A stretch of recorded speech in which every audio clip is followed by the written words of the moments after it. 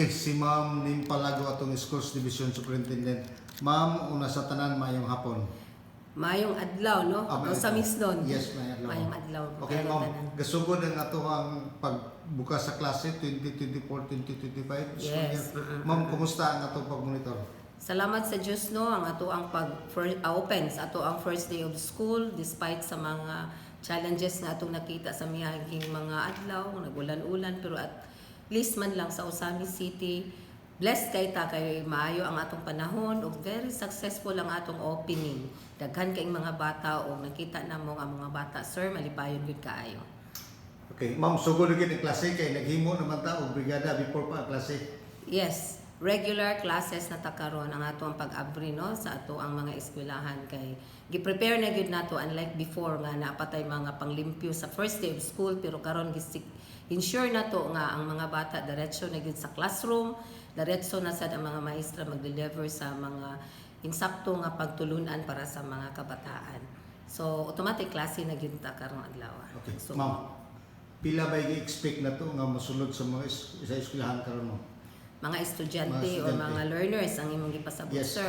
So we are also expecting mga around 37,000 plus 36,000 more or less, no, 37,000 ka learners based sa ato ang previous school year. For now naa tay mga 31,256 learners nga na-enroll enrolled from kinder to grade 12. To Grade 31,256. 31,256. Okay. So short patag mga 6,000, around 6,000. But hopefully mamit ra nato ni siya karong mga bulana, simana or bulan kay mga bata kamulo pa mang pang-enroll. Di man nimo balibad amo ginang dawato ng mga kabataan. Okay, automatic na ba ma-enroll tong ng eskwela na? Actually na natay Kasunod na sa gitawag o katong early enrollment. Mm. Ang ato na lang gipaabot kanang mga transferees, kanang nag-grade 1, nag-kindergarten, nag-grade 7. Or even katong mga from kinder to grade 12 nga wa pa nanungha pero ato na silang gi-enroll during the early enrollment, pero not unless nga physically appear sila sa ato ang eskwelahan, di gyud nato na siya mabutang og officially enrolled, no, kundi nato siya makita. Okay, pagkitaon siya. Nangitaon gyud siya, gitawag og child finding. Ma'am, wa ba ta magkulang sa atong mga magtutudlo? It is expected, no, nga kung mataas ang atong mga number of learners, maginahanglan gyud pud ta og additional teachers. But for the elementary na ay magkakulang ta dili sabton nga wala gyud diha ang maestra, wala tay items for that, only lang nga naa tay mga nag-retire, nag-resign. So mo na gitawag natong natural vacancy, pero enough pa ang atong teachers sa elementary for now. And then for the junior high school and senior high school mo na itong dunang mga kakulangon. Pero salamat sa Diyos, every year ang ato ang central office, ato ang gobyerno nangita gyud ka maagi nga tagaan ka og available additional teacher items. Okay. Ang atong mga classroom wala ba problema? Ang classrooms nato, inani mo good sir, kami na nasa DepEd with the partnership of our local government units, of course, ato ang mga from the central office, amo na gyud nang i-project. Pero naamang gud tay mga opening kay ato manggong gikuan nga gitawag nato access, no, ato gyud ikuan ang access to education.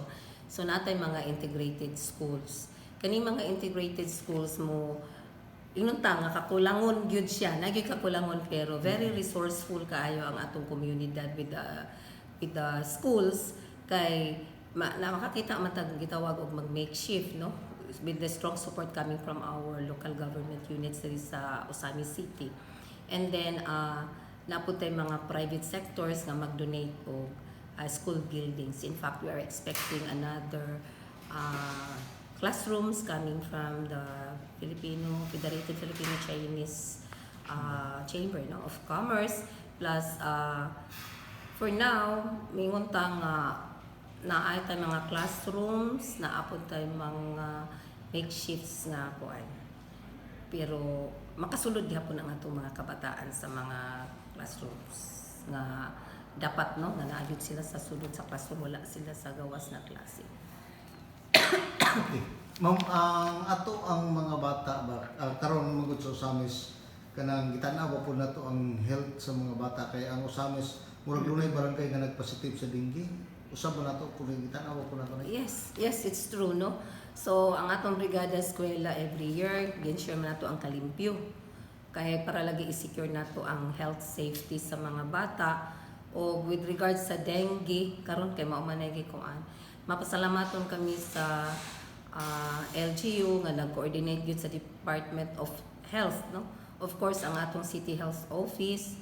Thank you kaayo kang Mayor Andy Waminal, no, nga nag-facilitate gyud siya aning gitawag natog Oliset nets o atiman na ni sa mga eskwelahan karon gi-install na ni siya sa ubang mga schools, completed na ang ilahang installation and the rest po na ongoing. And then in terms of cleanliness drive, gi-secure na po na mo tong mga lugar no nga pwede itlugan sa mga lamok. Then ang advocacy against dengue magpadayon paghihapon taniana ang ako lang with a strong cooperation, collaboration, partnership with the community gyud no nga dapat mag-fogging, unsa pa nga mga measures no nga mapatay nato ang mga itlog lang daan pa sa lamok.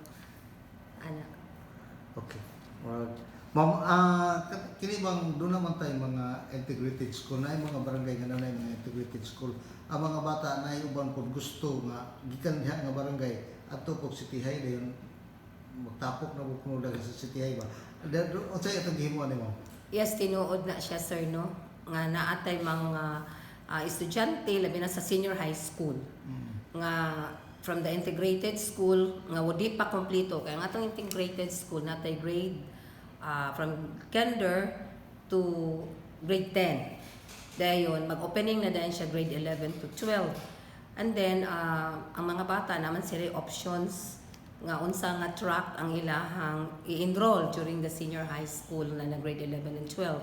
Sad to say nga ang uban wala pa naka open o grade 11 mutabok gyud sila sa City High. Kung ang offering dito pananglit kung naka-open man ang integrated school o grade 11 wala pod nahiuyon sa interest sa mga bata, mutabok na pod sila sa City High. So one thing nga atong gibuhat pagkakaron. Example lang ang MAIS or Misamis Annex Integrated School. Ang OCSAT nag-offer of TVL, na sila UMS, so na sila mga 4 tracks no ang ilang i-offer, no 3 kay umantay sports. So ang nahitabo ang OCSAT ang iyahang mga adjacent schools nga mahuman MAIS from San Antonio, Katadman, wala may high school sa Katadman no pero grade 7 mutabok na daan dito. And then Misamis Annex naman siya grade 10. So ang may tabok karon ang ilahang duol is kung taga Katadman ang taga MAIS na nag-eskwela, mutabok siya dito sa OCSAT, pabor niya. Og dapat siya diri sa Annex, mutabok po siya sa City High. So what we did, we open na grade 11 nga dito sila na-enroll sa City High, pero naa sila nagklase sa Misamis Annex Integrated School kay naaman sila available classroom. Moto akong giingon sir ganina nga very innovative ang atong mga school heads with of course partnership with the community. So para dili na siya motabok sa City High, dili na siya ma-decongest nato ang City High. Kaya ang bata di naman mo report sa City High, dito na siya magklase sa Misamis Annex. For example, kana lang siya ang atong basihan. Pero ma'am, ang magtutudlo gikan sa City High. Atong gihulman pa sa Annex or inana ang nahitabo hulam for now, pero later on sa ngadto ato rin na siyang maalokitan o teacher kay uli man pud nato sa City High ang item or maestra. Okay, siguro. Inaana lang yun. Para lang yun nga ang bata dili na makagasto kay mao lagi na yung atong gitawag og access to avenues ba or ang opening lugar sa mga bata nga maka-eskwela gid sila. So malis na ang ilang gasto kay Oo. hindi naman sila mupliti. Okay, para sa OXAT. Ang OXAT puno kayo sila sa humanities, manang UMS, no? And, social sciences puno. So, kinsa man ning mga bata, kung kaning mga bata taga San Antonio, Catadman, Misamis Annex, nga katong boundary nga dool sa OXAT. Yes. Dili na sila mo report sa OXAT. So, madicongest ang mga bata dito sa OXAT. Nga kung ba na pud sila classroom, dili na pud siya motabok sa Misamis Annex. Kaya naman tayo available room, mag-open na pud ta og UMS. Kaya nakita man namo sa survey nga ang daghan nga learners coming from Misamis Annex, Catadman, katong mga gitawag nato og feeder, no, feeder barangays. Ato to i-accommodate diri sa Misamis Annex kay mas duol man sila. Okay. Ma'am, ang private school apil ba ko na monitor? Yes, ang private school ato na siya lakip sa ato ang supervision, and then in terms of curriculum implementation na ganit tay schedule training with this private school sa bago na tong curriculum nga gitawag og matatag. Ana siya pero nag-schedule pa mi hopefully mga next month. Kay bago pa mang abris klase. Nata idea mo kung pila enrollment ato tanan sa mga private school? For now, wala ko fix idea kay nag-iya man guna sila og pang-enroll, no, pero nag-error man ang atong system, pero expected na sila mga 5,000 na sad na sila last year. Tanan? Tanan sa private school. Private school. 5,000? 5,000 na sila, more or less 5,000 na sila ang ilang enrollment last year. Ang ilahang composition sa atong total enrollment. Siguro ma'am, kanaan siguro na kay kadugang ma'am?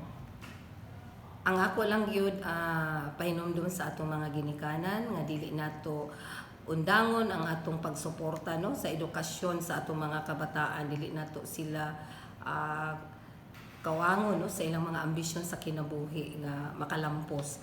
O kita isip mga ginikanan ato yung siguroon ang pagdisiplina sa mga kabataan nga mahimo silang produktibo, no, productive nga citizens sa inyong komunidad. O katong wa pa na-enroll, palihog ato na ta sa eskwelahan, magpa-enroll na ta kay magklase na ta. Daghang salamat.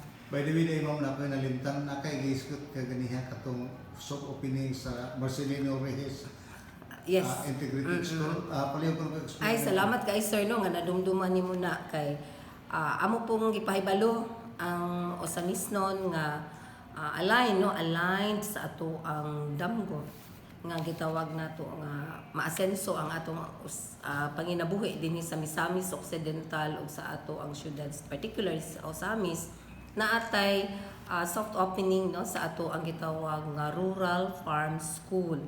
And we believe nga kung ang tao dili kutom, makabuot gyud nato ang malinahon, malambuon o malipayon.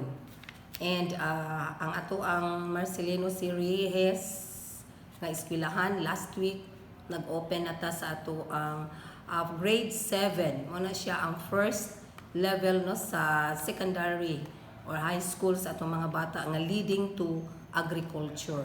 So gihawag namo ang katong naay mga kabataan, mga ginikanan nga naamoy mga pangandoy, no, nga ang inyong mga luna nga sa kanang mga available nga luna, no, nga atong matamnan ang mga bata makamaon, no, unsay nga skills sa pag-amuma sa mga tanom. Kay dili tanan mga dili tanan tanong mabuhi gid ang tanom kay nagitawag og green thumb, no, green thumb man na ilang giingon.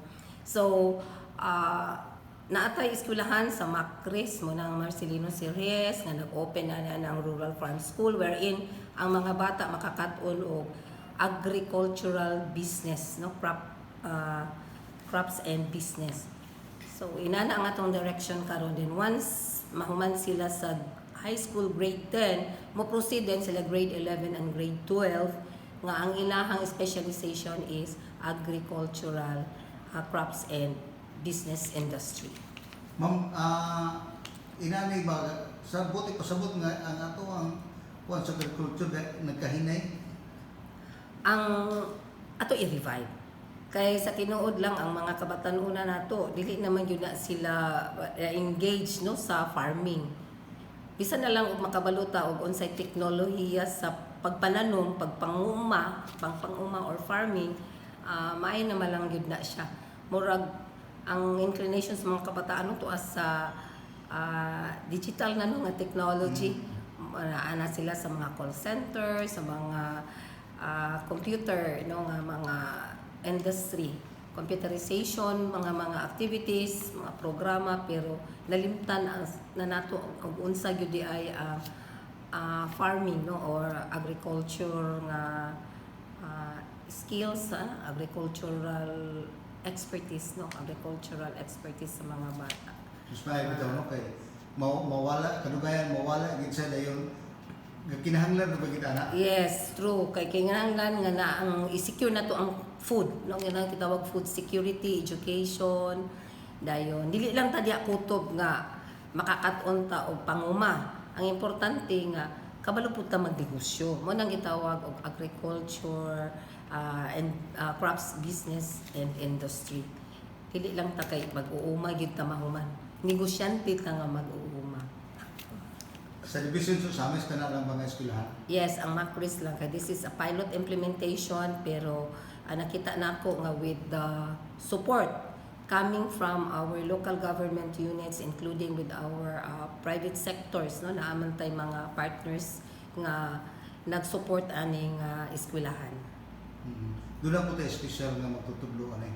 Naa po tayo available dito nga mga NC3 no TESDA. Accredited nga mga teachers nga tuan na karon sa MACRIS og napo tay bag-o nga maestra po nga mosulod nga BS Agriculture Technology and Business and Technology and Business Industry.